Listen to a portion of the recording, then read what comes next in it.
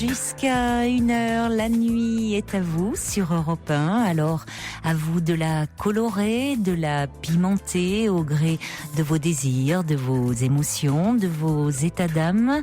Vous avez entièrement carte blanche au 39 21, où vous serez accueillis ce soir par Justin et Julie, sous le regard bienveillant de Philippe Chartier, qui réalise cette émission et qui est content, effectivement, comme le dit Sergio, qui vient d'envoyer un petit message au 7 21 21, puisque ces chers Ardennais sont leaders de la Ligue 2.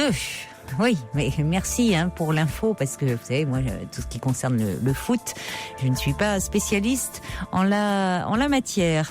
Alors, si vous voulez vous aussi envoyer des messages, eh bien, c'est le 7 21 21. Vous les commencez par le mot nuit. Il y a Sam également qui me dit ce matin, bonne surprise, un cadeau dans la boîte aux lettres de la hôte de Noël. Eh bien, écoutez, tout vient à point à celui qui sait attendre, mon cher Sam. Voilà, les Pères Noël arrivent un peu en retard. Il y a eu de la neige, il faut dire, cette année, mais comme ça, vous avez eu le plaisir de découvrir un petit cadeau surprise. J'espère qu'il vous a plu. En tout cas, vous pouvez nous écrire également sur le site europe1.fr.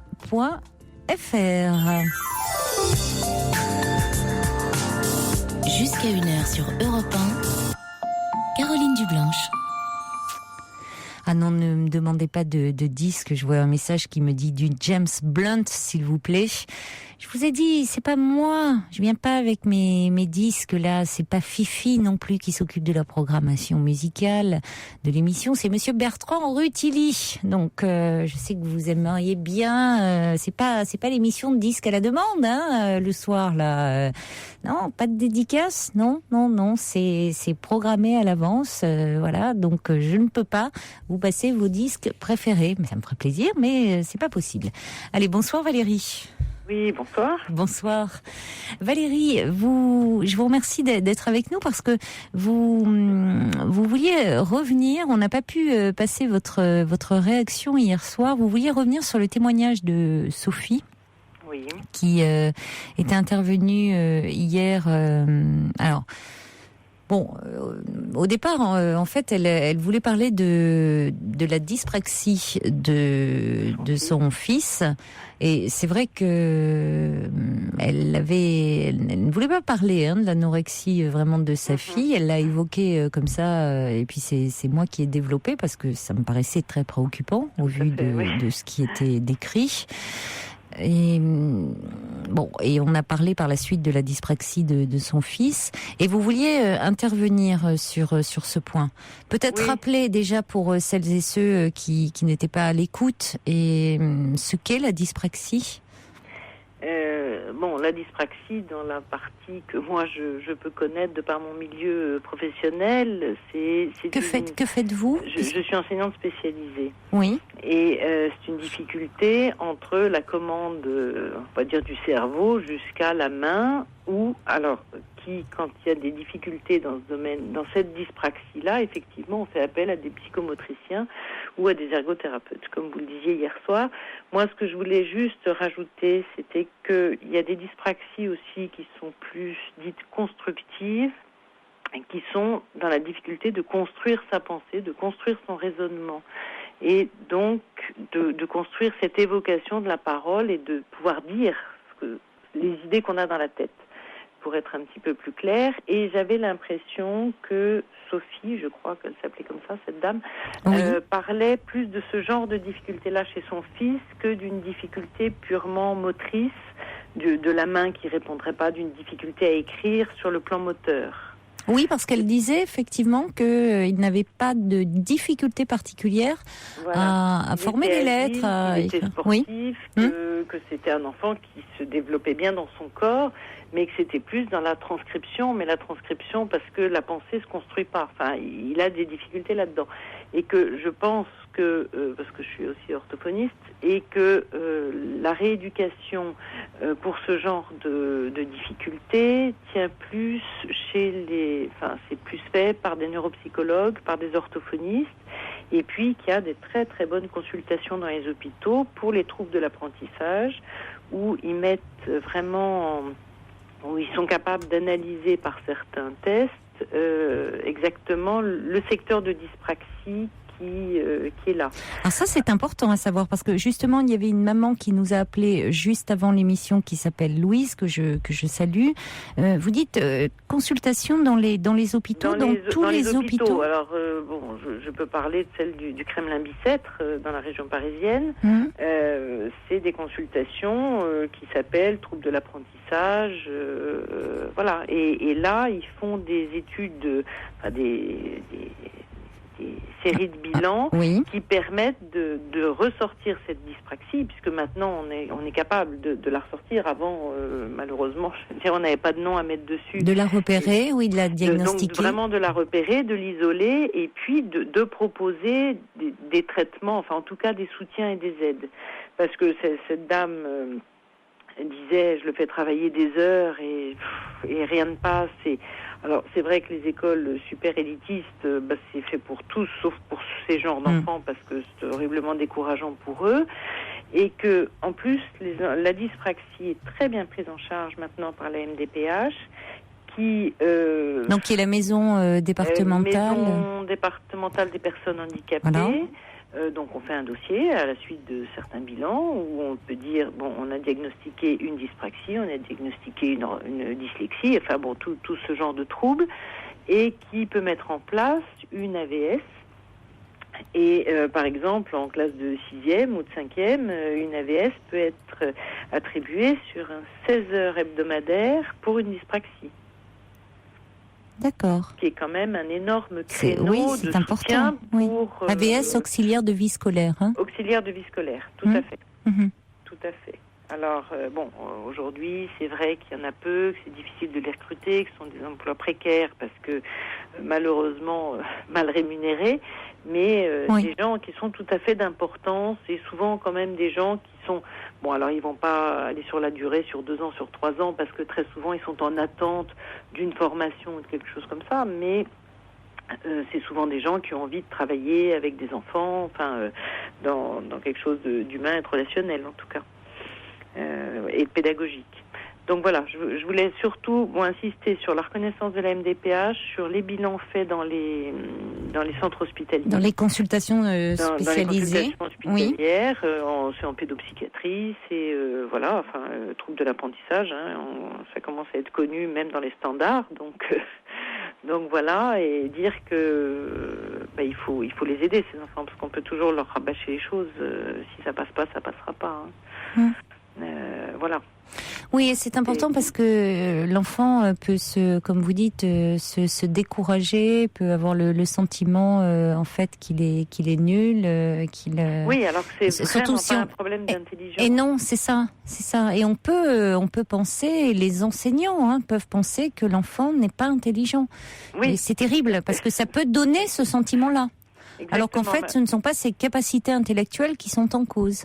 Et puis oui, tout à fait. Une fois que c'est reconnu, d'abord ça aide énormément les enseignants parce que ils commencent à comprendre ce qui se passe en phase 2,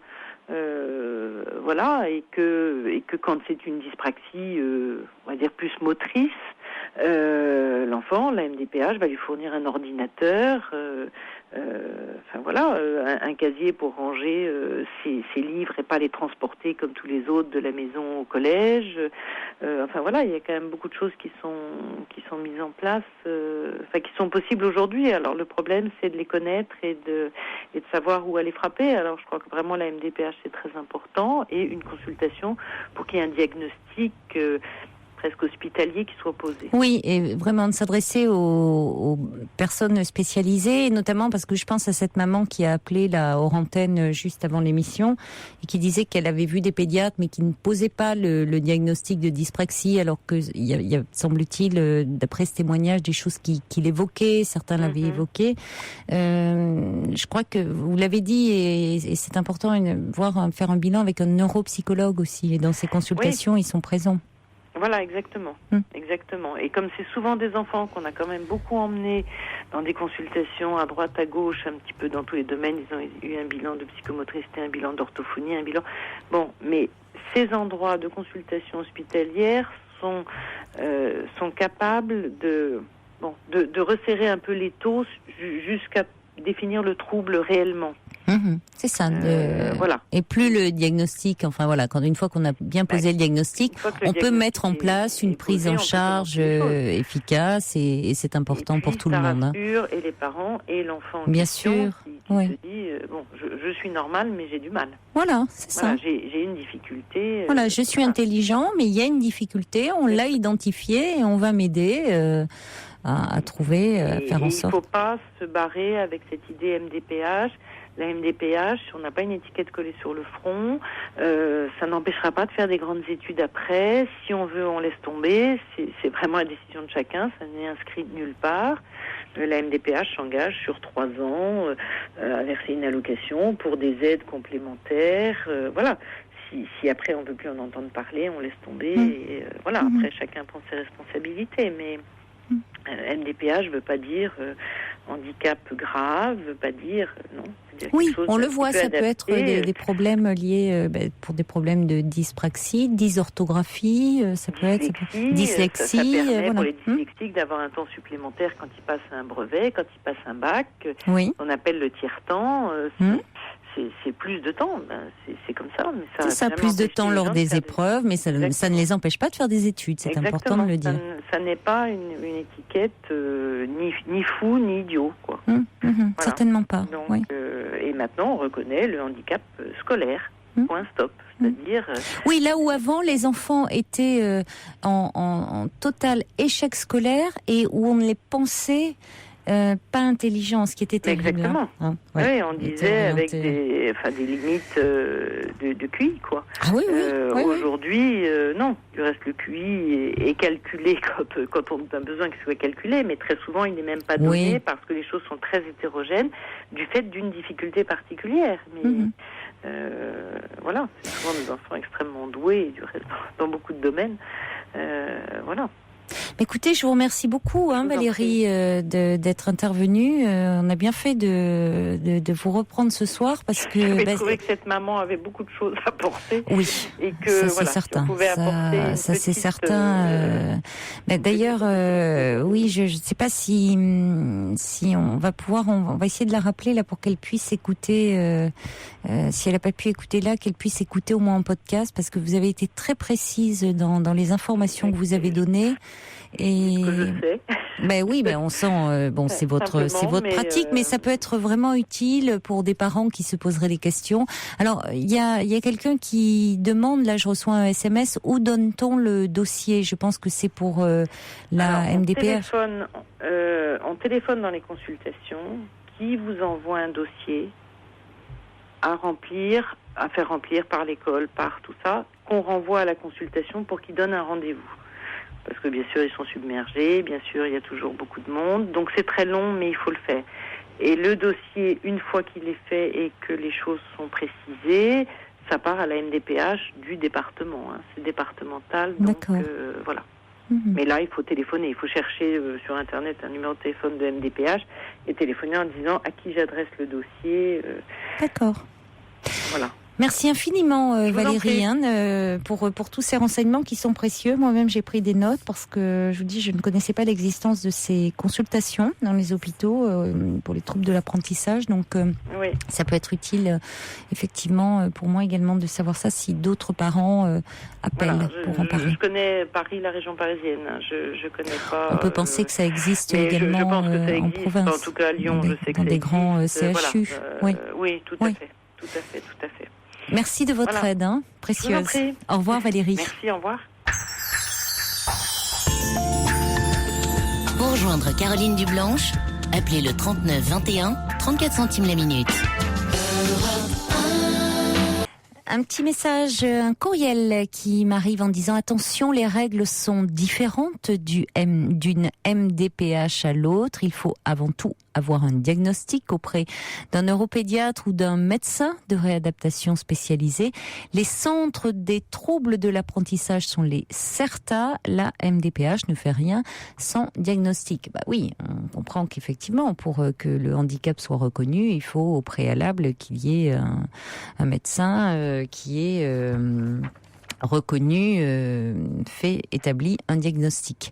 Il y a Marie qui envoie un texto pour dire les auxiliaires de vie scolaire, CDD, 26 heures par semaine, 800 € par mois. Ces postes sont de plus en plus rares, nous dit Marie. Oui, je sais, on a fait une émission, bon, on n'a pas fait une émission entière, mais on avait évoqué ce sujet au cours d'une émission. On va accueillir maintenant Étienne. Bonsoir.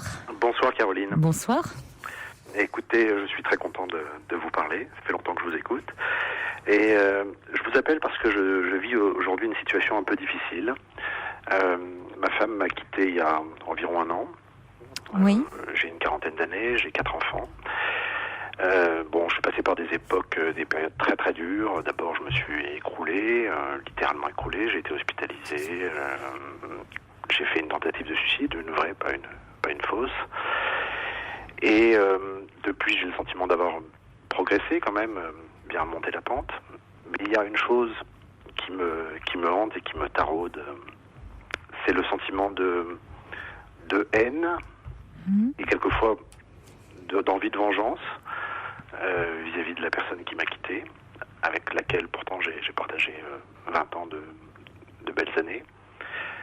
Et c'est un sentiment, à mon sens, un peu destructeur pour moi, pour mon entourage.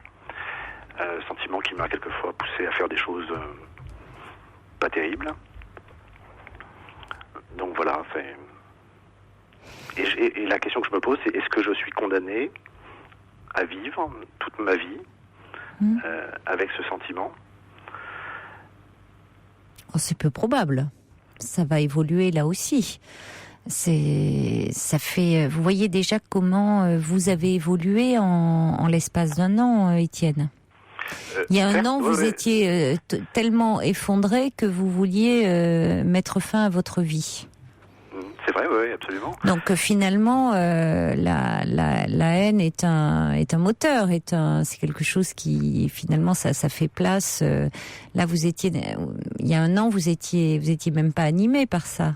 Non, alors je pensais vraiment pas à ça. Non. Vous êtes dans une autre étape. Aujourd'hui, ça me travaille. Ça vous taraude. Ça me taraude et j'ai le sentiment que plus le temps passe, plus le sentiment de haine est fort. Comment se manifeste-t-il ? La première manifestation, on va dire, spectaculaire, ça a été, je le dis, j'ai un peu honte de le dire, mais je me suis livré à un acte de violence, modéré, rassurez-vous, mais qui me ressemblait pas, j'ai jamais fait ça de ma vie.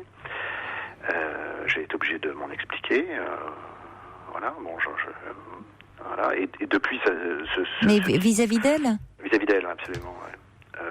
Lors d'une conversation d'ailleurs qui a été, pendant laquelle elle a été un peu, elle aussi verbalement assez violente, mais bon, c'est moi qui suis passé à l'acte, c'est moi qui l'ai violenté, donc je peux pas le contester.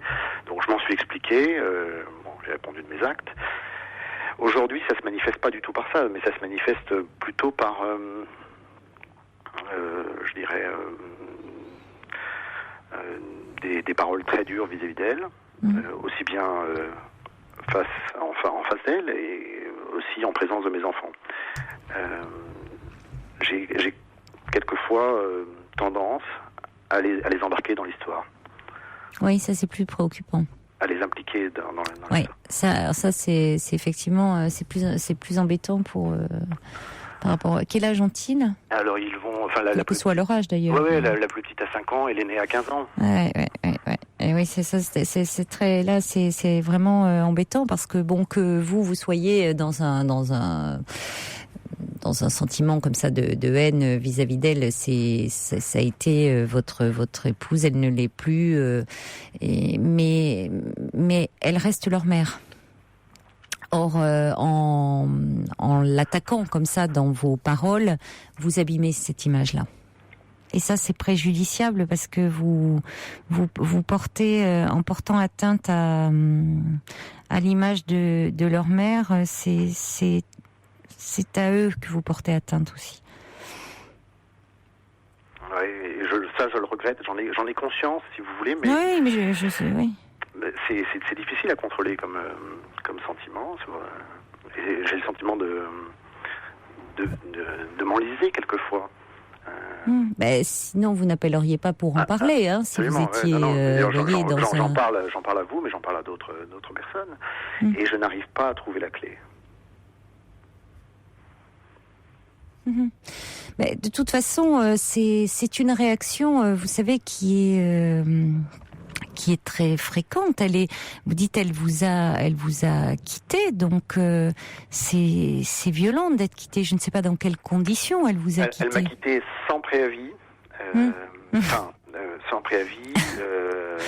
Oui. Voilà. Enfin, je souris. C'est pas. Vous voyez, il y a rien de. Mais c'est le terme de préavis qui. Oui, j'entends la violence. Oui, c'est-à-dire du jour au lendemain. Quand vous avez vécu 20 ans avec quelqu'un. 20 ans. Oui. 20 ans avec quelqu'un et que vous ne vous doutiez de rien, que vous n'avez rien vu et que votre compagne ou votre femme rentre à l'heure du déjeuner et vous annonce quelque chose de si terrible qu'on ne vous aime, j'en aime un autre, je ne t'aime plus. Ça s'est fait comme ça. À peu près. Ouais. Et le fait qu'elle ait pu entretenir une relation avec quelqu'un anime d'autant plus cette rancœur. Oui, cette impression. Il m'est arrivé même de me livrer, de dire des choses très malveillantes à la personne en question, pas ma femme, mais la personne avec laquelle elle avait eu une aventure. Oui. Parce que vous l'avez rencontrée. Oui, c'est une personne. J'habite en province, donc. Que vous connaissez. Oui, dans une petite ville. C'est d'autant plus pénible. C'est très difficile. C'est d'autant plus pénible, oui.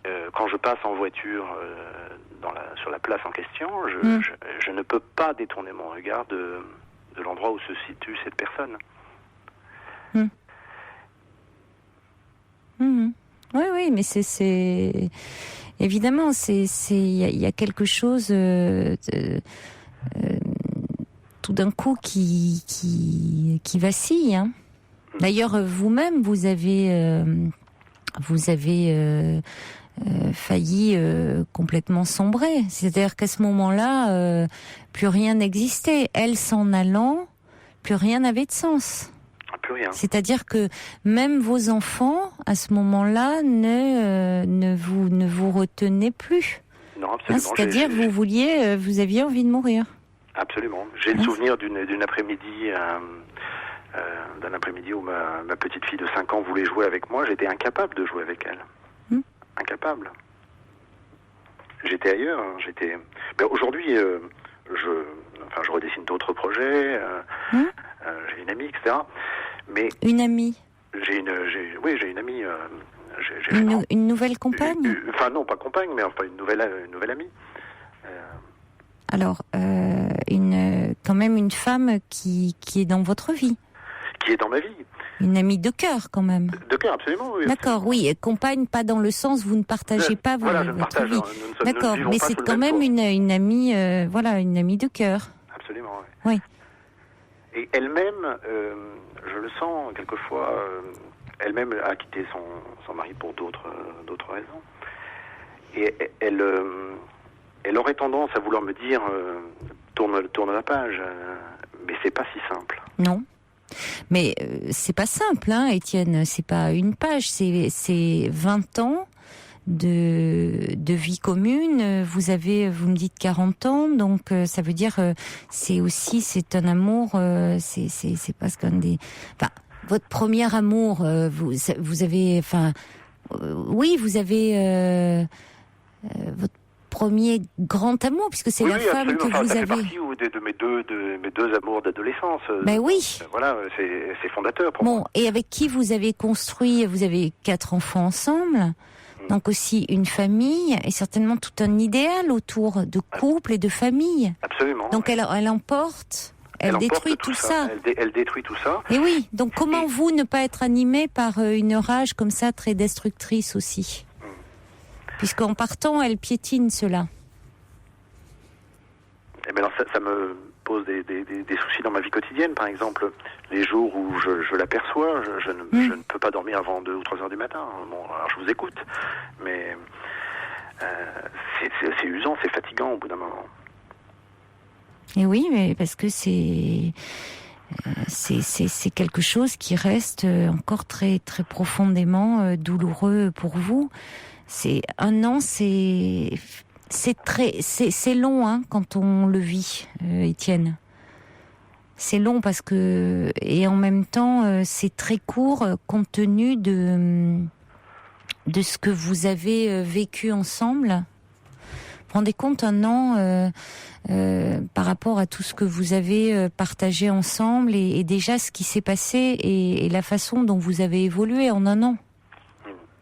Qu'est-ce que vous vouliez dire, Caroline, tout à l'heure par le côté, quand j'ai prononcé le mot préavis, qui vous a fait réagir? Qu'est-ce que ça... Parce qu'on utilise ça, c'est dans les contrats. Des ruptures sans préavis, on utilise ça dans des contrats. Le mariage, c'est un contrat quelque part, non? Oui, pas un contrat de cet ordre-là. Si? Pour moi, si. On parle ça dans le travail. Enfin, c'est des contrats entre deux personnes, mais c'est plus un contrat. Oui, il y a un contrat. Effectivement, il y a un contrat dans le mariage et un contrat devant la loi, oui. Il y a un contrat. Il y a un engagement moral vis-à-vis de l'autre. Il y a un engagement moral. Oui. Il y a un engagement. Oui. Non, mais c'est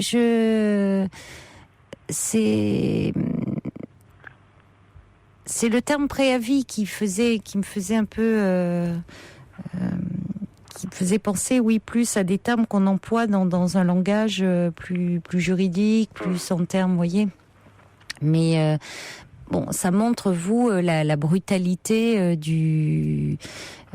effectivement, vous décrivez, elle est rentrée et elle vous annonce qu'elle en aime un autre et qu'elle part. Enfin, voilà, ça s'est pas passé aussi rapidement, mais en tout cas, elle est rentrée, elle m'a dit, voilà, je suis amoureuse de quelqu'un d'autre. En tout cas, ça s'est arrêté. Et je ne t'aime plus. Et ça a été, ça a glissé ensuite sur 2 mois de cauchemar. Et au bout de 2 mois, elle n'était plus là. Mais si vous voulez, vous savez, l'amour et la haine, c'est le revers de la même médaille. Hein. Donc vous la haïssez aussi fort que vous l'avez aimée. Sans doute, oui. Ben oui. Oui, parce que effectivement, moi j'étais très amoureuse de ma femme. Oui, ça s'entend. Mais la haine ne serait pas avec cette intensité aussi grande si vous ne l'aviez pas autant aimée. Donc c'est pour cela aussi que cette relation, bien sûr que quand vous la croisez, ça vous bouleverse et que vous n'arrivez pas à dormir et parce que cette femme, cette relation, c'est pas encore, vous n'êtes pas guéri de cela. Il y a un temps, il y a un temps de travail de deuil à faire, comme dans une perte. Oui, non, j'ai la certitude que je m'en tirerai. Ça ne fait plus aucun doute. Mais vous avez la certitude que je vais m'en tirer. Oui, c'est évident. Voilà. Ouais. Mais il y a 8 mois, j'avais la certitude que non. Donc, déjà, voilà. Oui, donc déjà, vous avez considérablement progressé. Hein, vous avez considérablement progressé. Mais alors, il y a Brigitte qui dit est-elle partie ? Alors, c'est des messages que je vous lis, mais qui étaient arrivés avant un peu l'échange. Donc, qui dit est-elle partie en dénigrant, en dévalorisant votre vie commune ? Absolument. Voilà. Elle justifie son départ. Elle justifie son départ par un discours, moi, qui m'est insupportable. C'est-à-dire elle dit que notre mode de vie, que pourtant nous avions construit tous les deux, qui était un peu atypique, lui était devenu insupportable parce que mon activité professionnelle ne rapportait pas assez d'argent. Donc toute son argumentation, y compris juridique, c'est de dire, même devant mes enfants, elle l'a dit aussi, alors autant on peut me reprocher d'avoir embarqué mes enfants dans l'affaire, mais elle aussi quelque part, puisque devant mes enfants, elle dit, j'ai quitté votre père parce que, en gros, il ne travaillait pas, il ne gagnait pas d'argent, et la vie était matériellement trop difficile. Alors que, à mon sens, la vérité est tout autre. Chacun a sa part, a sa vérité dans ces histoires-là. Étienne, c'est ce qui est compliqué. Non, mais j'en conviens. Hein, mais je comprends que vous ayez du mal à l'entendre. Chacun a sa vérité. J'en conviens, mais ce qui m'affole, c'est que plus les mois passent, mieux je vais, mais pire est le sentiment de haine et la volonté de vengeance. Parce que elle vous bon, là il y a une dévalorisation, c'est-à-dire que bon, non seulement elle vous dit en gros qu'elle ne vous aime plus, et là je reçois il y avait un message qui est arrivé du Subversif qui dit: comment ne pas haïr celui qui, nous retirant son amour, nous suggère qu'on ne vaut rien. Votre réaction affective est attendue finalement. Il faut vous revaloriser et la haine vous quittera. C'est-à-dire qu'il y a une blessure derrière tout ça, narcissique, profonde. Parce que c'est vrai que quand l'autre nous annonce comme ça, c'est ça, nous dit je ne t'aime plus, on peut l'entendre comme tu n'es plus digne de mon amour, tu n'es plus digne d'être aimé. Donc soit on peut totalement dans un premier temps se déprimer, avoir le sentiment que la terre s'effondre sous nos pieds et ne plus trouver aucun sens à la vie. Et puis, parfois dans un second temps, ce qui est une réaction, finalement, l'agressivité, c'est retrouver la niaque, en parlant un peu familièrement. Hein, oui, il vaut mieux ça que de se déprimer, de retourner la colère contre soi. C'est-à-dire, au lieu de retourner cette colère, cette agressivité contre soi, parce qu'au fond, dans un premier temps, l'agressivité, en voulant se supprimer, on la retourne contre soi, même. Oui, j'en ai fait la même expérience. Bon, eh bien, après, vous la projetez contre cet amour cet autre qui vous enlève son amour. Vous vous mettez à le haïr. On brûle ce qu'on a adoré. On le piétine. Bon. Et puis petit à petit, on découvre que, au fond, c'est pas parce que l'autre nous quitte qu'on n'a plus aucune valeur. L'autre nous quitte. Oui, ça peut arriver dans les histoires d'amour. Mais que l'amour s'arrête. Et c'est toujours extrêmement douloureux et ça fait toujours très mal, quel que soit l'âge que l'on a. Mais pour autant, ça n'enlève rien à la valeur intrinsèque que l'on a. Et aux qualités que l'on a. Mais ça, parfois...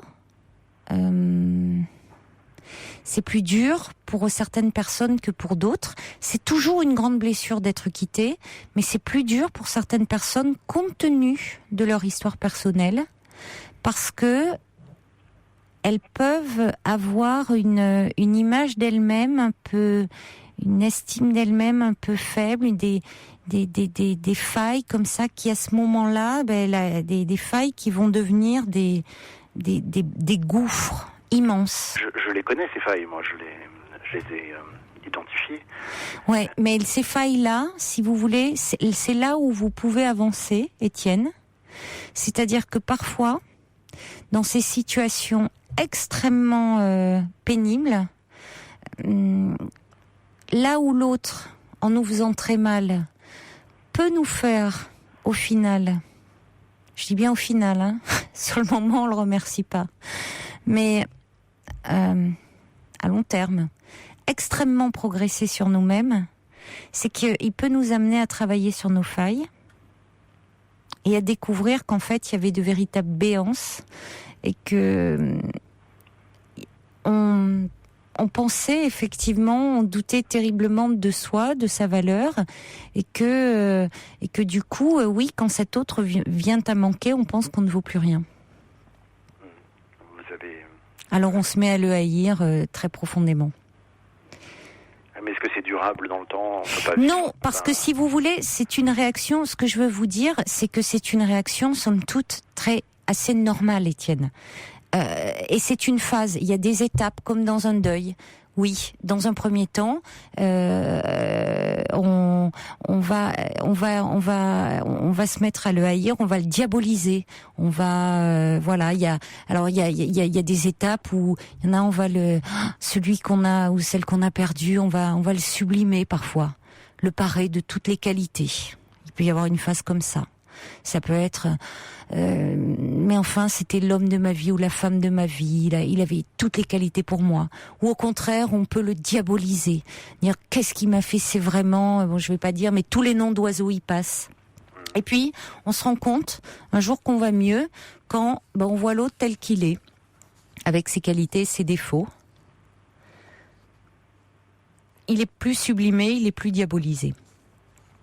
Mais ça prend du temps. Simplement, ce que je veux vous dire, c'est que pour éviter, pour vos enfants, je pense, et c'est pas parce que elle, j'entends, qu'elle aussi est dans cette dimension-là, à vous dénigrer, que pour autant il doit y avoir une surenchère parce que il y a des enfants et ça vous êtes responsable par rapport à vos enfants. Et que qu'entre vous, il y a un contentieux, il y a un passif. En tant qu'homme et femme, oui, mais vous restez leur père et leur mère, et vous avez des devoirs envers eux. Et en attaquant leur mère, et elle en vous attaquant, vous leur faites du mal à eux.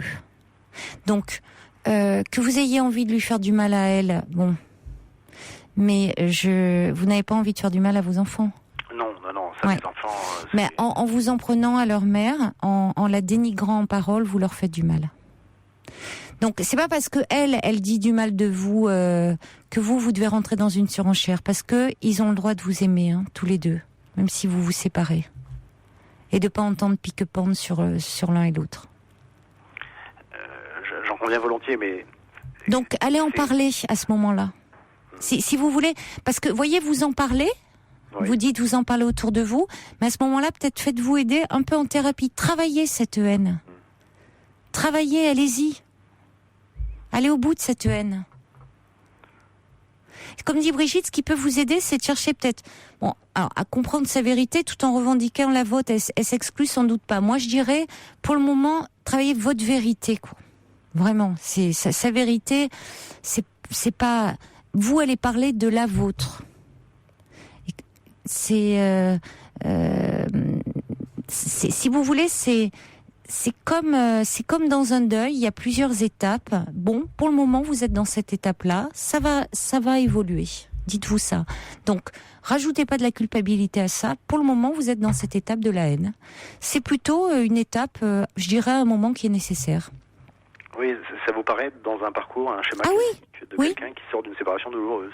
Oui, tout à fait. Bon, ce qu'il faut, c'est arriver à se contrôler, parce qu'il y a des moments où...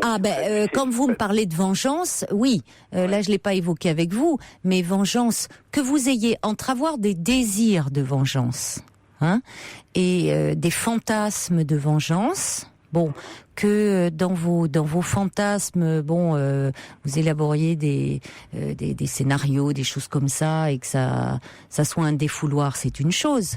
Bon. Entre le désir, le fantasme et le passage à l'acte. Non, mais ce qui m'arrête systématiquement de toute façon, c'est les conséquences de tels actes dont j'ai eu à répondre pour... les conséquences déjà, et heureusement, déjà, conséquences, passage à l'acte, vous vous en prenez physiquement à elle, c'est normal, il y a des conséquences, et si ça allait... beaucoup plus loin, vous imaginez les conséquences. Conséquences, vous imaginez les répercussions pour vous-même et pour vos enfants. Absolument, c'est la seule chose aujourd'hui qui me freine. Alors que moi, j'ai le sentiment, mais je suis pas un saint, mais j'ai le sentiment d'être quelqu'un d'humain. Jamais je n'ai fait de mal à personne physiquement. Je me suis jamais, je suis quelqu'un de non violent. Et aujourd'hui, je l'aurais en face de moi dans certaines conditions. Vous pourriez lui faire du mal. Je pourrais lui faire du mal, ouais. Mais vous savez, parfois dans les crimes passionnels, il y a des gens dans certaines situations qui sont des gens comme vous et moi et qui, dans certaines situations, peuvent devenir des meurtriers alors qu'ils ne sont ni psychopathes ni pervers dans leur personnalité. Mais qui plaçaient... placer. Ah oui, ça fait peur, bien sûr. Dès qu'on plonge dans les tréfonds de notre âme, de nos zones obscures, ça fait très peur, bien sûr. Mais finalement, placé dans certaines situations, ça peut être compliqué, oui. C'est pour ça que finalement, il vaut mieux pas avoir d'armes à feu chez soi. Hein. Les pays où les armes à feu sont en vente libre, c'est une catastrophe. Hein. Oui, non, mais je m'en doute bien. Donc oui. On va accueillir Béatrice qui est avec nous au 39-21. Bonsoir Béatrice. Oui, bonsoir. Bonsoir. J'ai pas tout entendu pendant que je vous appelais. J'ai toute une partie de la conversation que j'ai pas entendue. Mais je reviens sur quand vous avez parlé. Quel est le nom de votre interlocuteur? Étienne. Étienne. Quand Étienne a parlé de contrat et de rupture de contrat, je pense que vous n'avez pas souligné cet aspect des choses, c'est-à-dire que on peut pas y avoir c'est pas un contrat, on peut pas y avoir de contrat sur les sentiments, on peut pas, quand on se marie, promettre à l'autre qu'on va l'aimer pendant 6 mois, pendant 10 ans, pendant 15 ans, qu'on va mourir ensemble, ça peut pas, le sentiment ne peut pas donner lieu à un contrat. On s'engage parce qu'on aime l'autre et puis voilà, et on essaye de durer le plus longtemps possible. Donc je pense que voir le mariage comme un contrat, c'est une erreur. Le deuxième point sur lequel dont je voulais vous parler, c'est que quand il y a rupture du couple, c'est jamais, même si celui qui part a tous les torts, celui qui porte le chapeau, celui qui s'en va, donc c'est lui qui a tous les torts. Or, la réalité est souvent tout à fait différente. Moi, j'estime que quand il y a une rupture dans un couple, il y a toujours des torts des deux côtés. Alors, quelle est la proportion de l'un, de l'autre? Ça, chaque cas est différent. Mais je pense que celui qui s'en va, il fait un geste spectaculaire et donc on le déteste. Mais en fait, je trouve que plutôt que d'entretenir la haine avec l'autre, contre l'autre, je pense que ce serait plus intéressant d'essayer de se tourner vers le passé et de se dire pourquoi ça n'a pas marché, qu'est-ce que j'ai fait. Et je suis sûre qu'il y a des torts, il y a toujours des torts des deux côtés. Ça, je l'admets totalement. Alors, si vous l'admettez, le travail que vous devez pouvoir faire, c'est justement vous retourner en arrière, regarder quels ont été vos torts. Je crois qu'à ce moment-là, vous aurez peut-être un autre regard sur votre future ex-femme. Elle n'a pas tous les torts. Personne n'a tous les torts. Elle a un tort. Et alors, ça vous aidera à avoir, parce qu'avec le temps, on s'aperçoit. Vos enfants sont petits, je crois. Je me souviens. Oui, j'ai de petits enfants, absolument. Mais vous ne pouvez pas savoir. Le divorce sur les enfants, c'est comme un tsunami. Il y a un tremblement de terre à des milliers de kilomètres. Et ça provoque une vague énorme qui vient faire des dégâts considérables à des milliers de kilomètres de là. Eh bien, le divorce, dans le temps, c'est un tsunami dans le temps. C'est-à-dire que vos enfants, vous croyez que... Quand ils sont petits, d'ailleurs, c'est moins problématique. Le pire, c'est quand ils sont ados. Parce que à ce moment-là, ils sont beaucoup plus fragiles. Alors, fragiliser un être qui est déjà fragile, c'est désastreux. Mais même petits, ils enregistrent beaucoup de choses et ça ressort des années après. Des années après. Ça, vous ne savez pas encore. Et je pense qu'il est très très important, la règle absolue dans les divorces, quel que soit le chagrin que vous puissiez avoir, c'est de ne jamais, jamais, jamais dire du mal de l'autre devant un enfant. Jamais. Ça, c'est primordial, c'est essentiel parce que c'est vrai que... Vous vous abîmez vous-même en disant du mal de l'autre. Déjà, et puis les enfants, et c'est amputer leur avenir. Absolument. Parce que par rapport à l'image du couple... des années plus tard. Oui, on le retrouve, on l'entend hein, dans les thérapies après d'adultes, des enfants comme ça qui ont été confrontés à des parents qui ont vécu des divorces extrêmement conflictuels, qui se déchiraient et qui ont beaucoup de mal à se projeter dans le couple. Alors c'est vrai qu'il y a des femmes, il y a des hommes qui se conduisent pas bien, mais il y a souvent une raison pour ça. Il y a souvent une raison et je crois que c'est de ce côté-là qu'il faut creuser. C'est effectivement... Quand on n'aime pas l'autre tout d'un coup comme ça, il n'y a pas un désamour brutal. Pourquoi quelqu'un ne vous aime plus? Si on rencontre, moi je dis toujours que si on rencontre quelqu'un d'autre, il y a de la place pour ça. Il y avait la place pour ça. Quand on s'aime, il n'y a pas la place pour une rencontre avec une tierce personne. Quand on rencontre quelqu'un d'autre, c'est qu'il y a un désamour, c'est que c'est un travail de sape, un travail profond dont on n'est pas conscient à la surface, mais qui se fait en profondeur. Et donc, petit à petit, on a laissé la place pour qu'il y ait une rencontre. Alors, ce sont des paroles pleines de sagesse et de profondeur, hein, vraiment, Béatrice. Je ne peux qu'aller dans votre sens. Et j'espère... Étienne, que vous pouvez entendre, parce que c'est vrai que... Je parle d'expérience. Oui, mais j'entends, c'est-à-dire que la haine, pour le moment, masque tout cela, hein, c'est-à-dire envahit tout et masque tout et évite ce travail-là. Et c'est vrai que quand je vous invitais, Étienne, à aller en parler, c'est-à-dire qu'à un moment, pouvoir permettre d'exprimer cela, cette agressivité, cette haine, cette violence, pour aussi la canaliser, cette violence, et éviter qu'elle s'exprime peut-être dans un passage à l'acte.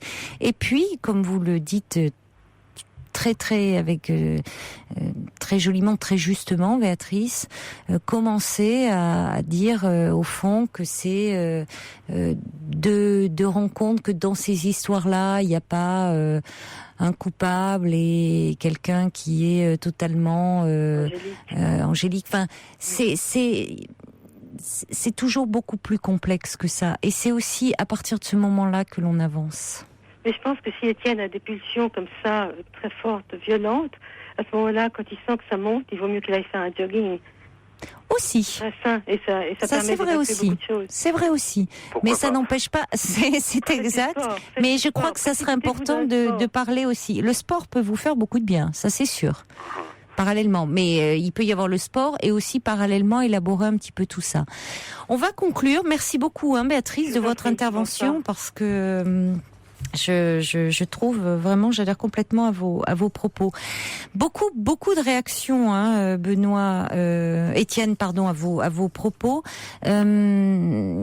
et donc qui montrent que beaucoup de personnes se sentent concernées par ce sujet. Finalement, donc on a tous connu un peu cela. Il y a un message qui dit: une séparation, c'est comme un deuil. Il y a plusieurs phases. Il faut vous laisser du temps sans rien brusquer. La haine va finir par disparaître. Kojak qui dit la vengeance est une perte de temps. Cathy qui dit l'agressivité est égale à la brutalité de la rupture. Sergio qui dit je suis passé par là. Étienne, c'est pas une page à tourner, c'est un gros livre à refermer. On y arrive avec le temps. Jean-Paul qui dit de toute façon dans cette histoire vous avez évité le pire. L'imparfait du subjonctif qui dit l'amour, la haine, tout ça est lié, mais ne serait-ce pas plutôt la haine envers vous que vous canalisez sur votre épouse? Et puis il y a également des messages qui viennent d'arriver.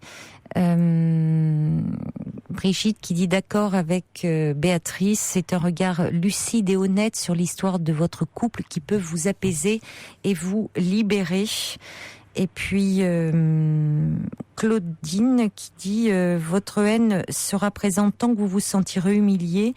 Il est important de vous revaloriser et vous ne le ferez pas en dénigrant la mère de vos enfants, mais en vous recentrant sur vous-même. Voilà ce qu'on pouvait un peu vous dire. Je vous remercie, Caroline. Et la dernière réflexion de Claudine me paraît très judicieuse. Elle me paraît correspondre tout à fait à ce que je ressens et aux failles dont vous avez parlé tout à l'heure. Bon. Ben, donnez-nous de vos nouvelles. Absolument. Dans quelque temps. D'accord ? Merci encore, Caroline. À bientôt. Au revoir, Étienne. Au revoir. Merci à vous, Béatrice. Au revoir. Au revoir, Béatrice. Toutes vos confidences à Caroline Dublanche au 39 21.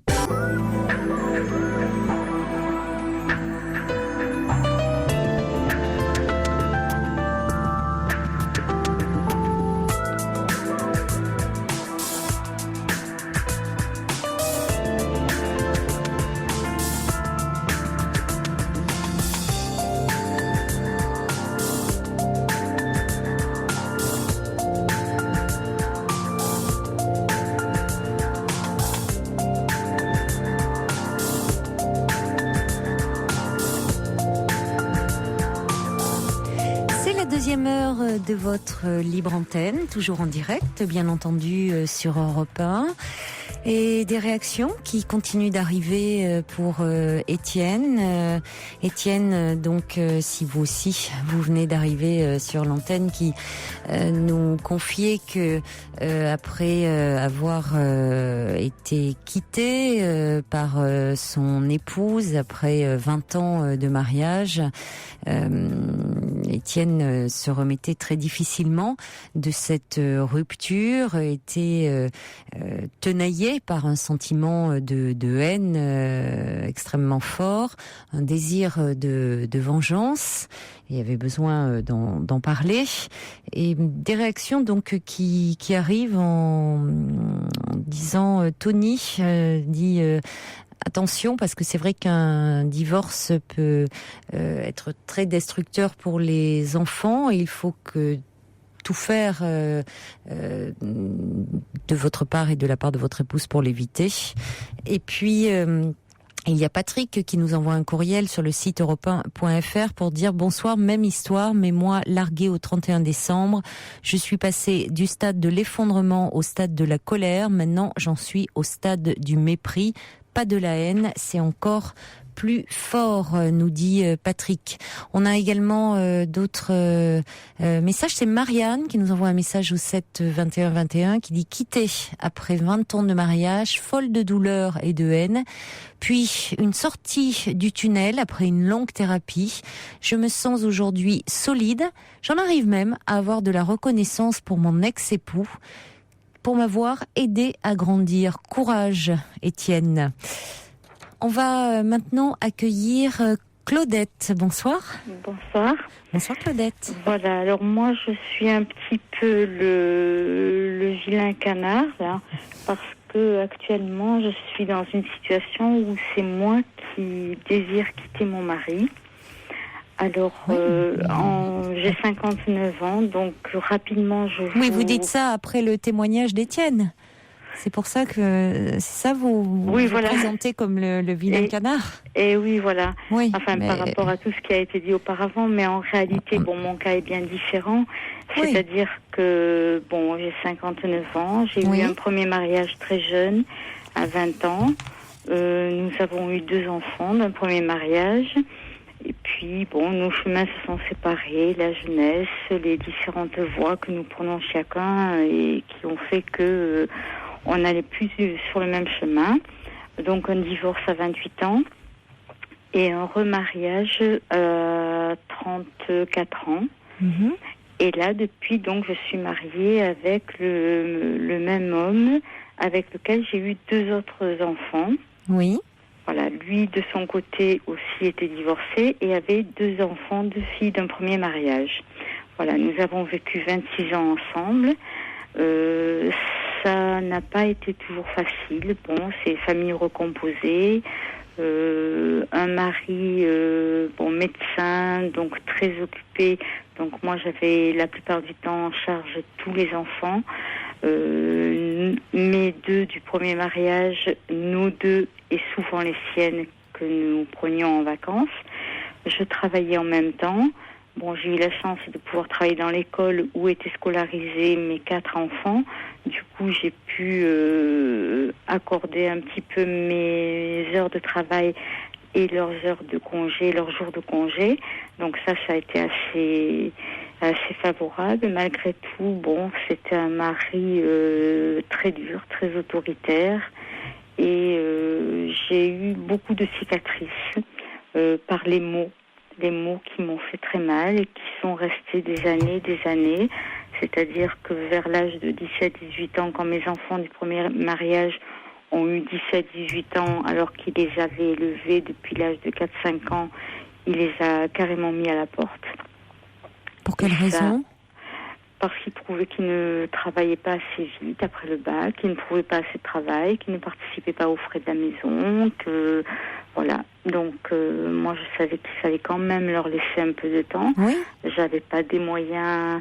Il faut dire qu'on est mariés sous la séparation de biens. Donc mon mari étant médecin, il a pu se constituer un patrimoine assez important, conséquent. Oui. mais jamais sans me mettre avec lui. C'est-à-dire que tout ce qu'il a acheté, 3 maisons, les voitures, tout est à son nom, parce qu'il avait divorcé d'un premier mariage et il n'avait pas pris la précaution de faire une séparation de biens, et il ne voulait pas que mes enfants profitent de quoi que ce soit de son travail. Alors que, moi, j'estimais que je travaillais aussi. J'avais un boulot de secrétaire, je m'occupais de la maison, mais bon. Alors vous étiez secrétaire à son cabinet ? Non, dans un établissement scolaire. Et quand il a demandé à vos enfants de quitter la maison, enfin, il vous en avait fait part ? Il s'énervait et il m'a dit, écoute, si Samy continue comme ça, il prend la porte. S'il veut pas travailler, il va. Oui, mais dans les faits, ça s'est passé comme ça ? Vos enfants ont dû quitter la maison ? Ah oui, Samuel est parti, mon fils est parti. Oui, il avait passé le bac et il savait pas trop quoi faire après le bac.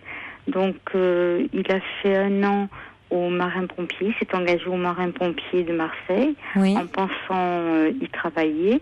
La mentalité ne lui a pas plu, donc ça a retardé d'autant sa réflexion pour faire autre chose. Il a préparé un BTS de vente et il n'a pas trouvé tout de suite du travail, et donc mon mari trouvait que ça commençait à faire un peu long et qu'on le nourrissait, qu'il était logé, nourri. Mais il avait quel âge ? C'était l'hôtel. 18 ans ? Voilà, 18-19 ans il avait. Mais écoutez, 18-19 ans, c'est très jeune. Voilà, il a mis à la porte. Du coup, mon fils est parti, il était sur le point de se fiancer. Il a été recueilli par des amis pendant quelque temps. Ensuite, la maman de sa fiancée l'a recueilli. Et dans son boulot, il fallait qu'il soit bilingue. Donc, il est parti en Angleterre pendant quelques mois. Et quand il est revenu, il avait un travail. Et j'ai dit à mon mari, il restera à la maison. C'était au mois de janvier.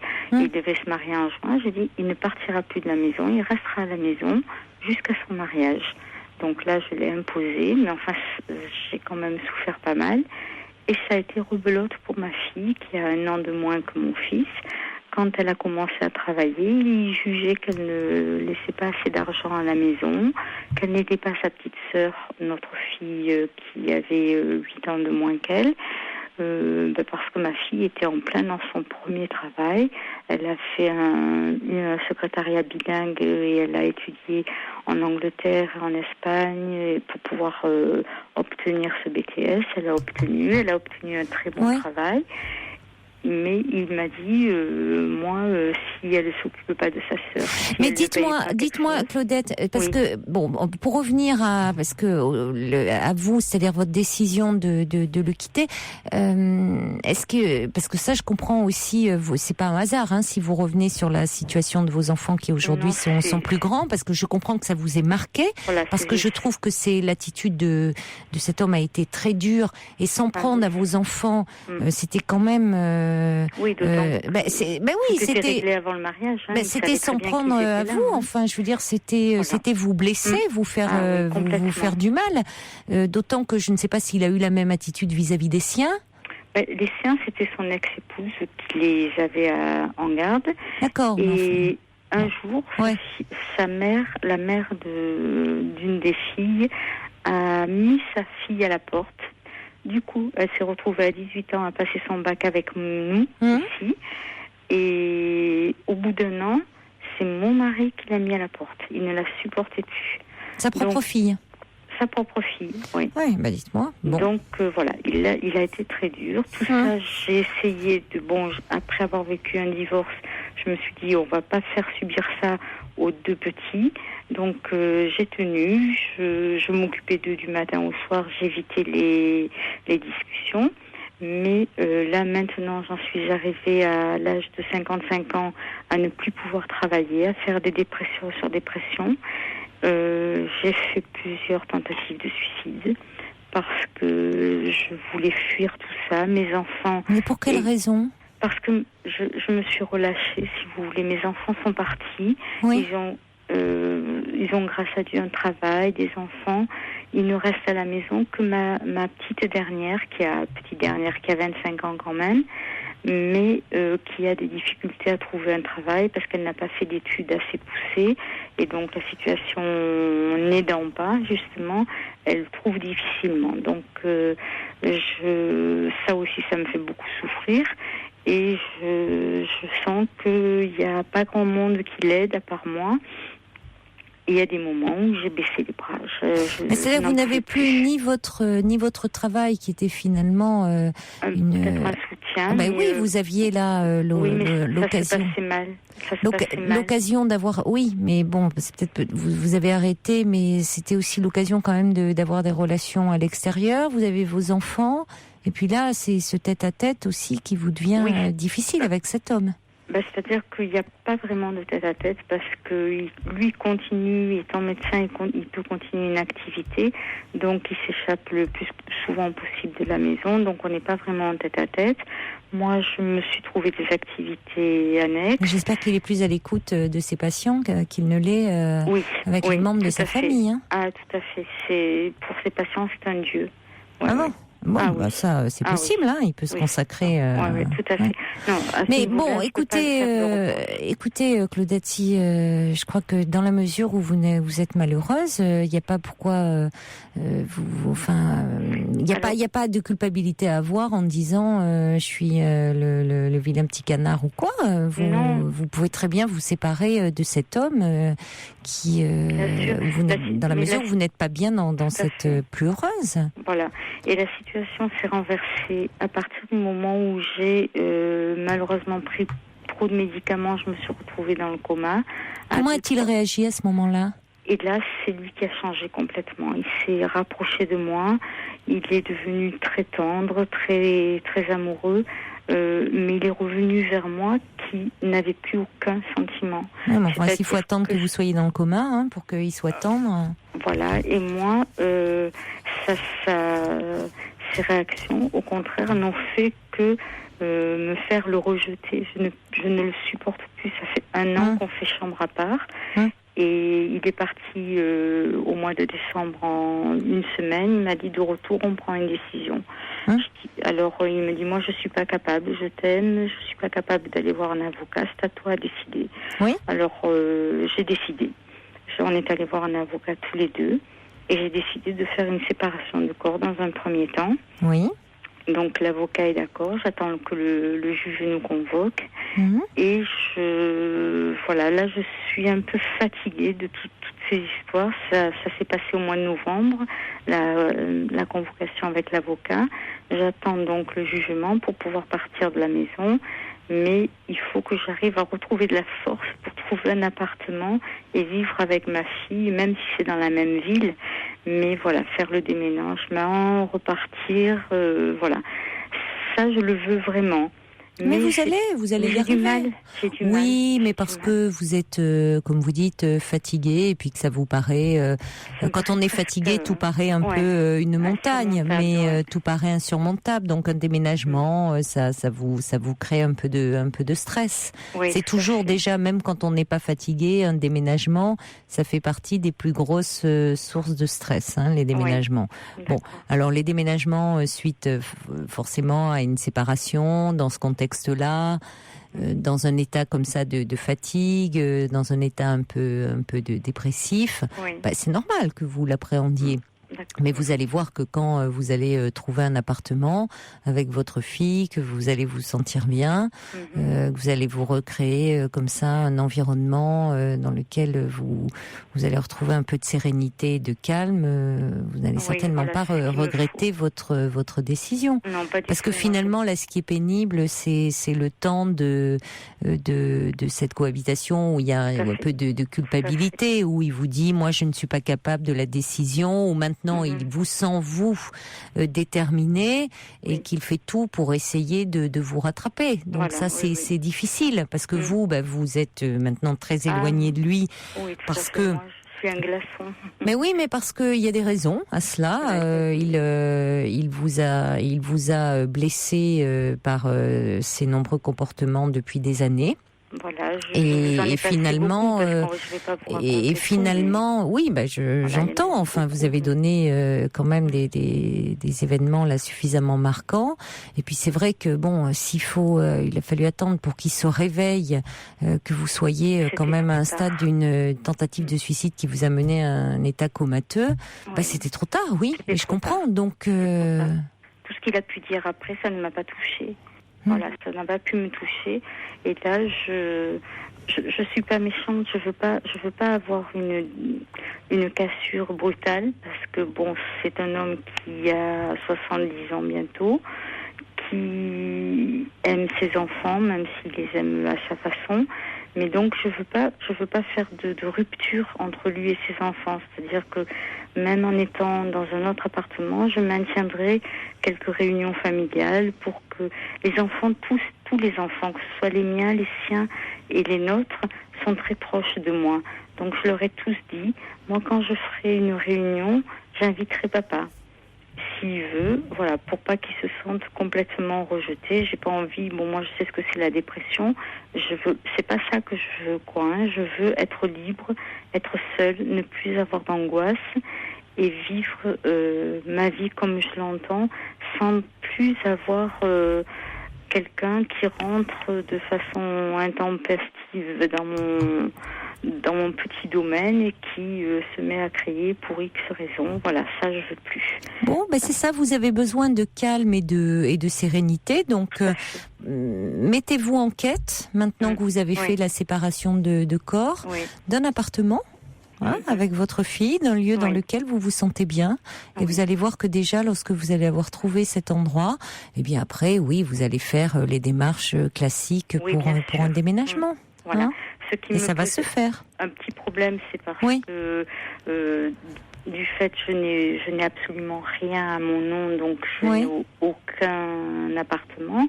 Donc je vais encore dépendre d'une pension alimentaire qui devra me verser. Ça me gêne un petit peu, mais je n'ai pas le choix, Sinon, vous êtes mariés en même temps? On reste mariés pour l'instant, oui. Donc mais si vous êtes divorcés, c'est normal que c'est dans l'ordre des choses, ça. Et oui, je sais bien. Enfin, vous ne faites pas la mendicité là. Non, mais j'aurais tellement aimé ne plus avoir de lien. Oui, mais écoutez, Claudette, il faut pas non plus avoir cet homme, vous dites, a une situation extrêmement confortable, et vous, là, attendez, là, je crois qu'il faut pas non plus vous autoflageller. Vous auriez une situation de votre côté extrêmement aussi confortable, vous permettant de vivre très très bien, en disant après tout, non, je ne demande pas de pension alimentaire parce que ça va, je vis très bien. La démarche surprendrait certainement, parce que ça doit être assez rare, mais après tout, pourquoi pas. Mais là, écoutez, vous étiez secrétaire. Écoutez, si votre mari, qui a une bonne situation, qui a acquis un certain niveau de vie, un capital, et qui ne vous a pas fait profiter de grand chose, lors du divorce, il y aura effectivement une pension alimentaire. Ça fait partie de la loi, du cadre de la loi. Vous allez quand même pas dire non. Faut pas non plus. C'est pas pour autant que ça lui donnera un droit sur vous de venir. Vous serez séparés, pour autant vous serez divorcés. Vous voyez, il faut pas confondre les choses. Tout à fait. Mon fils me dit de toute façon, si papa a cette situation, c'est grâce à toi. Tu étais là pour nous tous. Et lui, il a pu. Il a pu travailler. Il a raison, votre fils. Il a pu acheter tout ce qu'il a pu. Ça lui a permis effectivement de mener, de faire tourner son cabinet et tout ça. Donc votre fils a entièrement raison. Oui, voilà. Donc je sais qu'il a à ce niveau-là un peu plus de sérénité et de réflexion logique. Voilà. Oui. Voilà. Bon, je voulais avoir votre conseil et vous entendre, ça me fait du bien. Oui, donc il faut vraiment, là vous allez voir maintenant, vous mettre en quête d'un appartement avec l'aide de votre fille, puis après vous ferez aider pour le déménagement. D'accord. Ce sera un peu de stress, un peu de fatigue, mais quand vous serez dans votre logement, ça ira mieux. Vous pourrez vous reposer. Oui. D'accord, c'est gentil. Merci en tout cas de m'avoir pris en ligne. Mais je vous en prie. Merci beaucoup. J'apprécie beaucoup vos émissions. Merci Claudette. Merci beaucoup. Bon courage alors. Merci. Au revoir. Au revoir. Toutes vos confidences à Caroline Dublanche au 39 21. 39 21. 34 centimes la minute. Alors quelqu'un me dit, là m'envoie par SMS suite au témoignage de Claudette, qui dit alors Madame l'intervenante qui trouvait que les torts sont partagés, cette phrase me fait très mal. Alors certainement parce que c'était en lien avec le témoignage d'Étienne, où on disait notamment avec Béatrice que dans une séparation c'est vrai que souvent celui qui quittait était un peu diabolisé. Hein. C'était celui qui avait le mauvais rôle, évidemment. Celui qui quitte, qui abandonne. Pour répondre à votre question, je dirais, plutôt que parler de tort, je parlerai de responsabilité. C'est-à-dire que dans une histoire d'amour, on est deux. Il faut jamais l'oublier. Et puis, par ailleurs, je dirais que je suis toujours en empathie avec la personne qui m'appelle. Donc, en l'occurrence, là, c'était Étienne qui appelait et qui exprimait son profond désarroi, enfin ce sentiment de haine dans lequel il était empêtré suite à la séparation, ce sentiment de haine qui l'empêchait d'avancer. Et pour autant, effectivement, il était important de dire que, bien qu'ayant été quitté, sa femme n'était justement pas forcément aussi la coupable, la diabolique entre guillemets, qu'il y avait des responsabilités qui pouvaient être partagées. Dans le cas de Claudette, oui, c'est elle qui quitte, et Claudette a des raisons aussi de quitter. Donc je vois pas très bien le sens de votre question, et que ça vous fasse très mal. C'est-à-dire que à un moment, dans une histoire, on peut toujours se dire, c'est important aussi d'élargir et de sortir, pour sortir de sa douleur, pour sortir peut-être de cette souffrance et de ce qui vous fait mal, c'est d'essayer de comprendre que dans une relation, il y a soi, l'autre et la relation. Et que là où on peut avancer, c'est quand on va très mal, évidemment, on ne voit plus que soi. C'est dans l'ordre des choses, et c'est humain et c'est légitime. On a du mal à penser pour l'autre, on n'est pas dans la tête de l'autre. En revanche, on peut un peu se pencher sur la relation et sur ce qui était en jeu dans cette relation. Et là, peut-être comprendre ce qui se passait, ça permet d'ouvrir des portes et de donner un peu de sens à cette souffrance. Voilà, je ne sais pas si j'ai répondu à votre question. Sinon, vous pouvez m'appeler.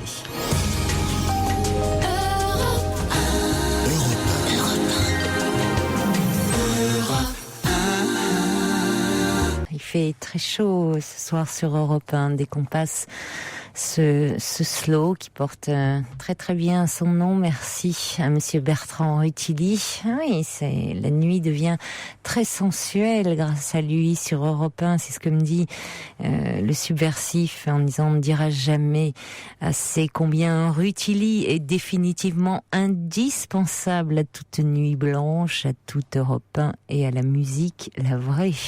Bel hommage.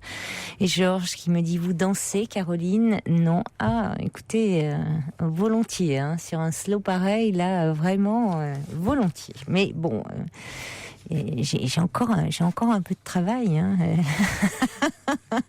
Mais bon, je me laissais bercer. Allez, on revient, on se concentre. Et on revient à vos messages.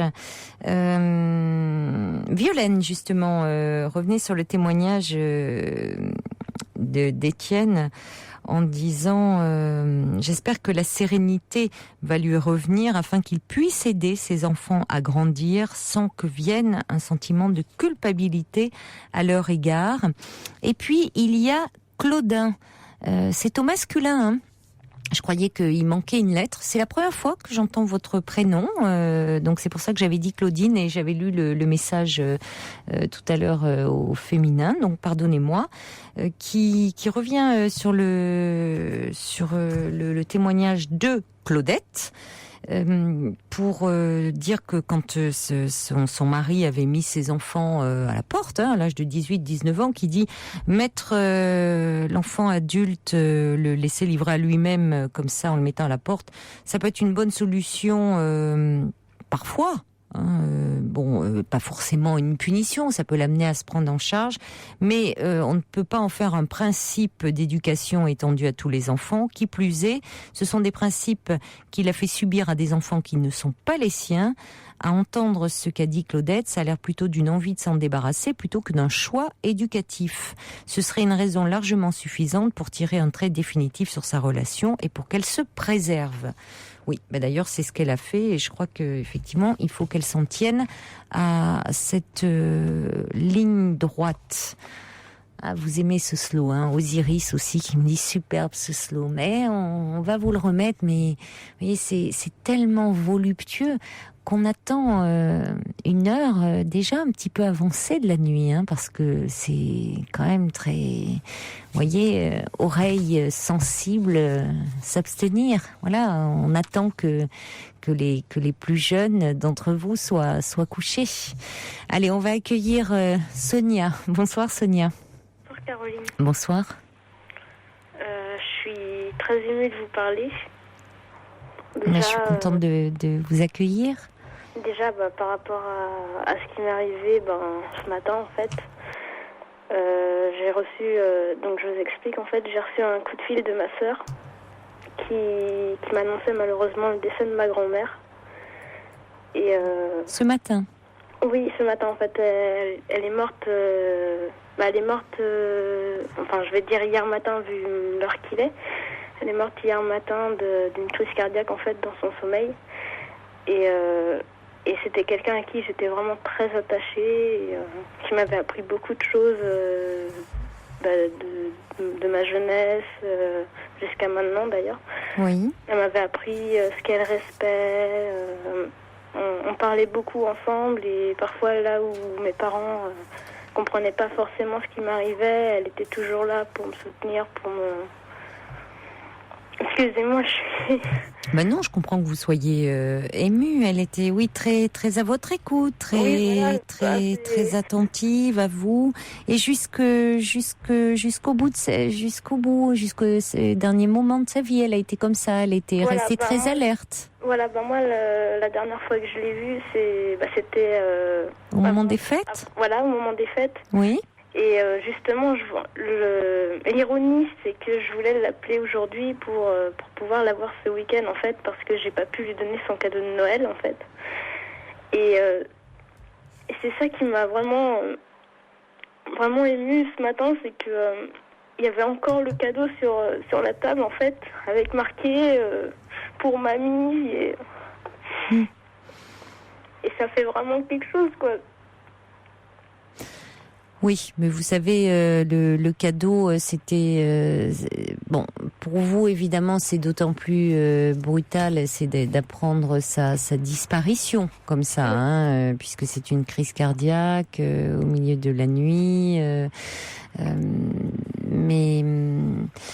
Bon, le cadeau, elle, c'est pas ce à quoi certainement elle était le plus attachée. C'était plus comme pour vous, ce que vous me dites d'ailleurs, Sonia, c'était la relation que vous aviez ensemble. Oui.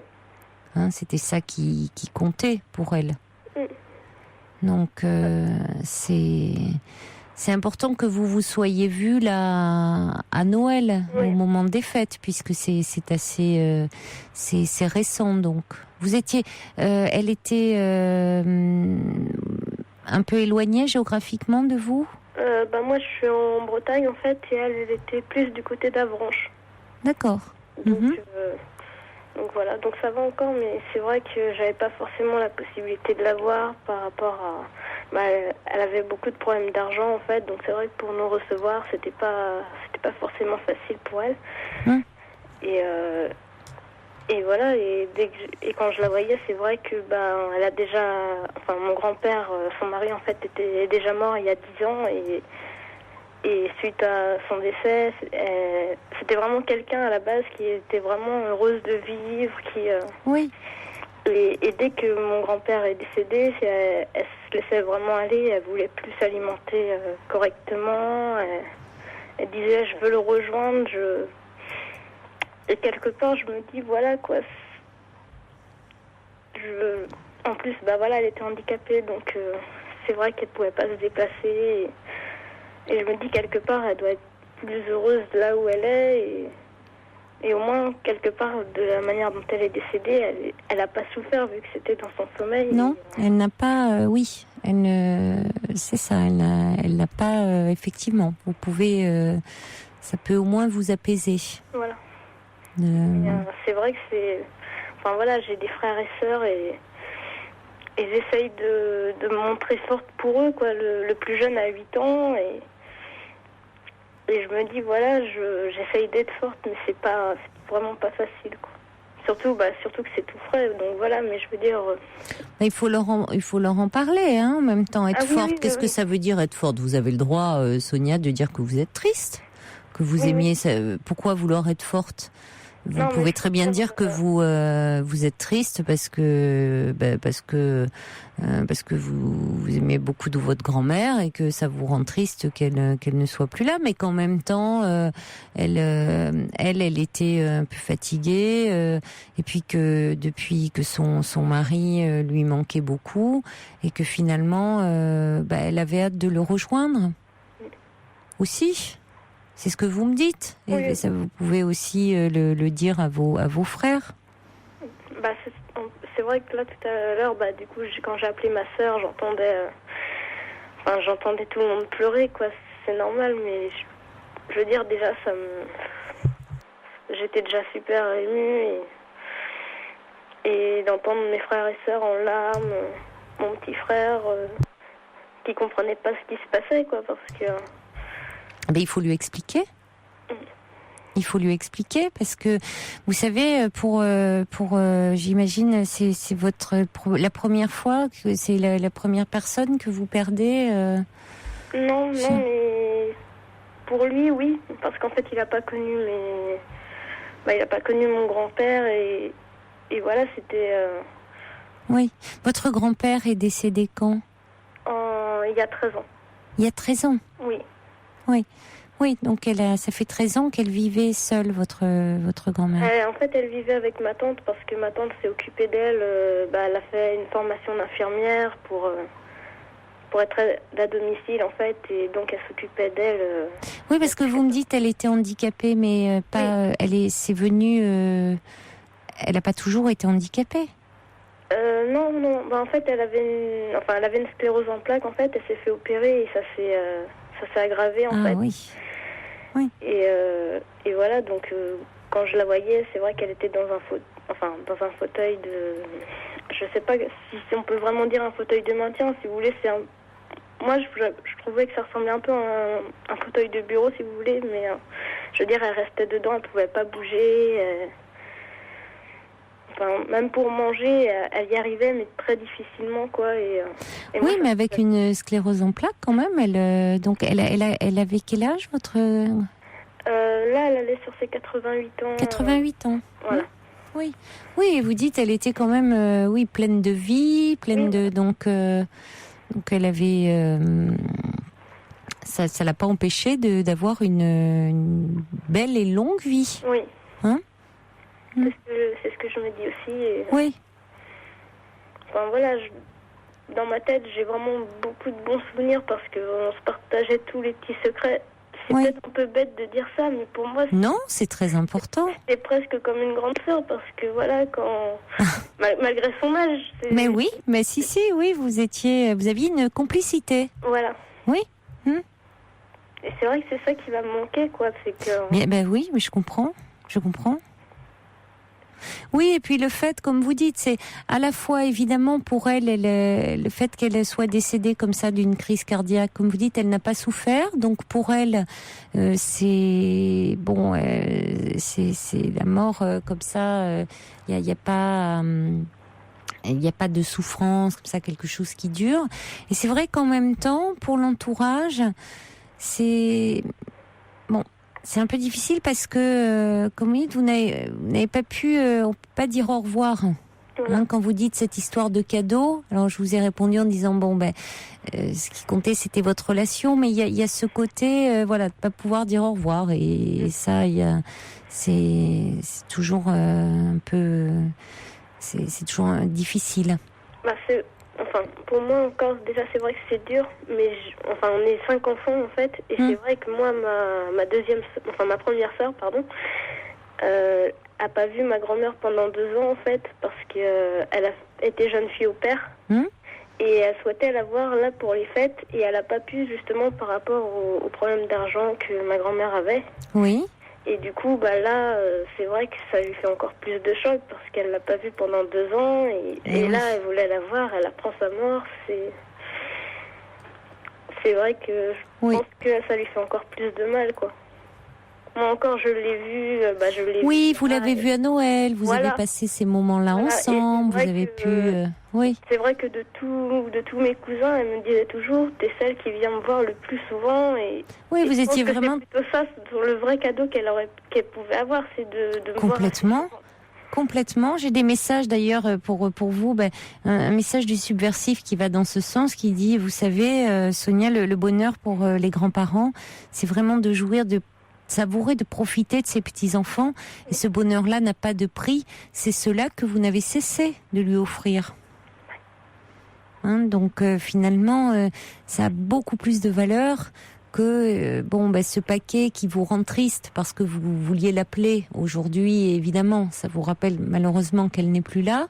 Mais tout ce lien comme ça, très ténu, cette complicité, c'était un cadeau bien plus précieux que ce petit cadeau que vous aviez certainement choisi avec beaucoup de soin pour elle, je n'en doute pas. Mais toute l'affection qui s'entend là quand vous parlez de votre grand-mère, vous lui avez vous lui faisiez passer. Et puis elle continue, de toute façon, elle va continuer à rester présente en vous, Sonia. Parce que quand on a eu une grand-mère comme ça, aussi aimante, avec qui on a eu une relation aussi tendre, aussi complice, vous savez, on la garde, on l'emporte avec soi. Oui. Vraiment. Là, juste à l'instant non, mais je veux dire, j'ai des souvenirs... d'elle et mon grand-père, par exemple, quand j'étais petite. Vous voyez, ça va me... En fait, quand j'étais petite, on allait souvent Elle avait un petit jardin, en fait, où il y avait des fraises. Et en fait, mon grand-père me faisait toujours manger les fraises, mais qui n'étaient pas mûres. Ah bon ? Pourquoi ça ? En fait, il disait, tu vas voir, parce que ma grand-mère adorait faire des confitures de fraises. Oui. Et en fait, comme il savait très bien qu'elle était attachée à ses fraisiers, en fait. Oui. Et du coup, il voulait pas que... il avait beau me faire croire, et moi, j'étais très naïve. J'avais beau savoir que c'était pas des fraises pas mûres. Je me disais, je vais pas me faire avoir cette fois-ci.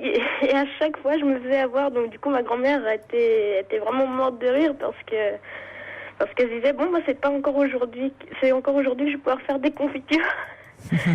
et c'est vrai, j'étais vraiment toute petite, mais je veux dire, ou même par exemple quand elle achetait des paquets de bonbons, en fait, quand je faisais une bêtise, elle me punissait et voilà. Et dès qu'elle avait le dos tourné, mon grand-père venait, tout ça, et il me dit tiens, on va ouvrir le paquet de bonbons. Et c'est des petits souvenirs comme ça. Oui, mais c'est des souvenirs que vous garderez tout le temps. Voilà. Des souvenirs de vous comme ça avec votre grand-mère, des souvenirs. Vous savez, l'enfance, c'est ce que l'on garde comme ça chevillé au cœur, toute sa vie. Donc vous allez le garder avec vous, tout ça, Sonia. Voilà, tous ces souvenirs, toutes ces images, et voilà, vous allez les garder. Votre grand-mère, elle restera présente dans votre cœur. Allez, je vous lis quelques messages pour dire Anthony qui dit elle est vraiment adorable cette jeune femme. Il y a aussi Rara qui dit j'ai la même relation avec ma grand-mère, j'ai 23 ans, elle 83, c'est unique, je partage votre chagrin. Il y a First Lisa qui dit maintenant vous la porterez en vous. Et puis et il y a Tony qui dit vous allez garder les bons souvenirs d'elle, ça va vous aider à surmonter votre chagrin.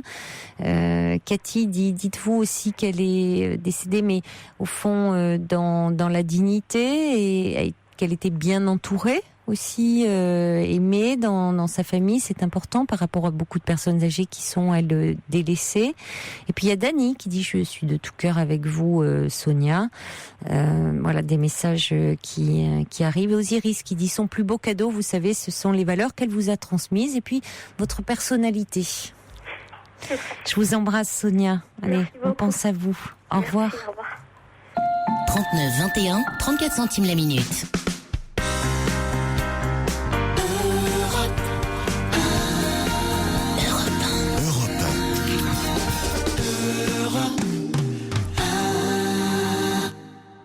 Bonsoir Josette. Josette ? Oui, je vous écoute avec beaucoup d'attention, comme d'habitude, comme presque tous les soirs. Merci beaucoup alors d'être Vraiment, aussi fidèle. Je la raterai pour rien, même si je me fais fâcher par mon fils à côté. Parce que ah bon, il n'est pas content Je baisse tout le temps au maximum. Ah ben oui, si ça l'empêche de dormir. Oui, parce qu'il se couche tard lui aussi. Enfin, je vous appelais juste pour vous dire un petit coucou aussi. Ça faisait longtemps que je voulais vous appeler. Et puis, c'est vrai que je suis étudiante, vous savez, je fais des études à 55 ans. Je sais pas si vous vous souvenez, j'avais appelé une fois pour soutenir une dame qui n'avait pas trop le moral, mais moi, ce soir, j'étais un petit peu seule et puis un peu anxieuse des examens qui arrivent. Ah, vous êtes en période d'examen? Voilà, le mardi prochain, il faut que j'aille à Paris. Enfin, je vais y aller lundi pour être et je vais passer, je suis en M2, donc la dernière année, et je m'identifie quand même un petit peu à vous de temps en temps quand je suis parce qu'actuellement je suis dans la période de stage. Quand j'ai les patients, je suis étudiante, mais ma psychologue m'a laissé des patients à suivre. Et je pense à vous assez souvent. Parfois, je me surprends à avoir des petites intonations comme vous. Je me dis, c'est assez marrant de voir comment vous m'avez quand même bien marqué. Ah bon, mais écoutez... Oui, je me trouve pleine de bon sens. En tout cas, pour la psychothérapie de soutien, c'est vraiment c'est chouette, quoi. Je trouve que vous faites ça très bien. Oui, parce que vous parliez, vous êtes infirmière et donc vous travaillez dans un centre où la psychologue vous confie ses patients, c'est ça, pour qu'on comprenne. On se partage des patients, que j'en prends pas autant qu'elle, mais je suis déjà des patients en psychothérapie de soutien. J'en ai eu 9. Et là, j'ai arrêté pour les examens, les révisions, mais c'est des patients qui sont en post-cure et en soins de suite pour dépression. Donc c'est quand même un petit peu costaud, mais bon. Oui. Je trouve que ça va, les patients s'en tirent très bien, et puis je suis assez contente de moi, parce qu'ils ont l'air d'être mieux. Au bout de 2 mois, pour les soins de suite, c'est 1 mois, mais pour les post-cures, au bout de 2 mois après sevrage aussi, et puis ces 2 mois, ils sont normalement beaucoup mieux, en espérant qu'il n'y ait pas de rechute. Ils sont dans une abstinence complète et ils vont pas trop mal. En tout cas, on essaye de faire en sorte qu'ils aient pu au moins verbaliser beaucoup de choses et pris conscience de beaucoup de choses. Enfin, qu'ils fassent un vrai travail, qu'ils apprennent à se connaître, à différer les pulsions, etc. Mais moi, c'est vrai que en ce moment, c'est cette période d'examen. Je trouve ça passionnant, le stage, les études aussi, mais d'aller encore me confronter à des examens où je devrais être notée. Et là, les examens, c'est qu'est-ce que ça vous, c'est pour en vue de quoi Eh ben, c'est pour être psychologue justement, parce que d'accord. C'est de la dernière année de M2, j'ai fait le M2 sur 2 ans. Oui, alors M2, c'est Master 2, ok, c'est d'accord. Master 2, oui, c'est non, parce que moi, dans mon temps, on disait DESS, ok. Oui, Master 2, alors c'est votre, ça y est, et alors à la fin, vous êtes psychologue? Ben oui, en juin prochain. Oui, donc vous présentez vous faites votre mémoire, là, cette année? Oui, j'ai déjà rendu un pré-mémoire, là, il y a une semaine, et puis, c'est que c'est les tests projectifs, et c'est un peu compliqué. C'est un examen de 3 Vous faites heures. quoi, le Rorschach, le TAT? Oui, les deux, oui. Et puis avec, là, cette fois-ci, l'analyse des processus de pensée.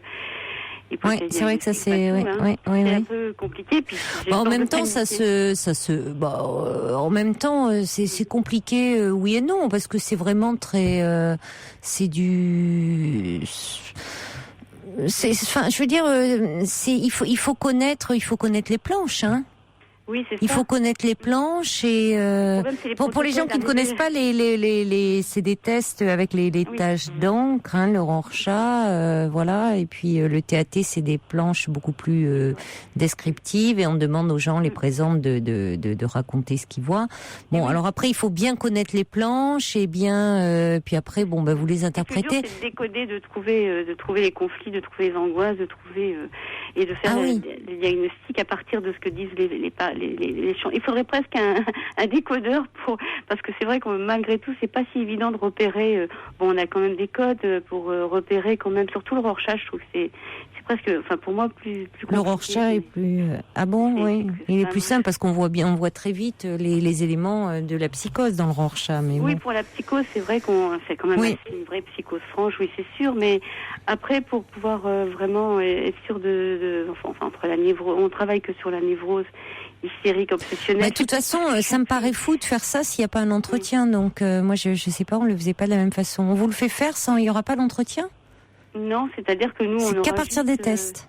Qu'à partir des tests. Waouh. Ah oui, alors effectivement. Une petite introduction et après, voilà. Ce qui normalement dans la vie, quand on fait passer de tels tests à quelqu'un, on a un entretien. Donc ça paraît un peu dingue. On ne fait jamais normalement, enfin, quelqu'un si digne de ce nom ne fait jamais passer des tests à un patient sans avoir un entretien avec lui. Bon, alors, ça va bien se passer, Josette, il n'y a pas de raison. Vous êtes forte de votre expérience. Oui. Moi, je suis contente que ça a bien avancé. Dites-moi, avoir repris vos études comme vous l'avez fait et tout, vous n'allez pas vous arrêter là en cours de route. Ben oui, non, c'est juste que j'ai un peu peur, quoi. C'est normal d'avoir peur. C'est normal. C'est l'inverse qui serait surprenant. En tout cas, c'est l'inverse. On pensera à vous. C'est quand? J'espère que c'est le mardi 25 au matin. De 9h à c'est la semaine prochaine? À Paris Descartes, oui. La semaine à Paris prochaine. Descartes? Oui. Bon, allez, j'aurai une pensée pour vous. C'est gentil, voilà, Caroline. Je penserai à vous. Merci beaucoup promis. Et merci pour tout. Je vous embrasse. Vous me tiendrez au courant, d'accord? Vous m'envoyez un petit mail. D'accord, entendu. Allez. Je vous embrasse. Au revoir. Je vous embrasse, au revoir. Pour rester dans la musique, on revient sur ce fameux slow rummer. Sergio me dit, c'est vrai qu'il est très beau ce slow, mais il détend trop et je vous assure que pour rouler, c'est un tantinet trop langoureux, voire dangereux. Georges, lui, me dit, moi, je m'imagine bien Fifi danser sur ce slow, le chapeau légèrement relevé, les cheveux légèrement soufflés par le ventilateur d'un boui-boui de Rio. Allez, je vous laisse imaginer, rêver là-dessus. On ne rit pas, il me dit. C'est un aventurier, Fifi. Et puis pour le trublion, il me dit, pourriez-vous un de ce soir passer à la Miaou pour remonter le moral de Moumoun? Oui, c'est n'importe quoi, mais c'est comme ça la nuit sur Europe 1. Allez, je vous embrasse, très belle nuit. Il est 1h, vous écoutez Europe 1.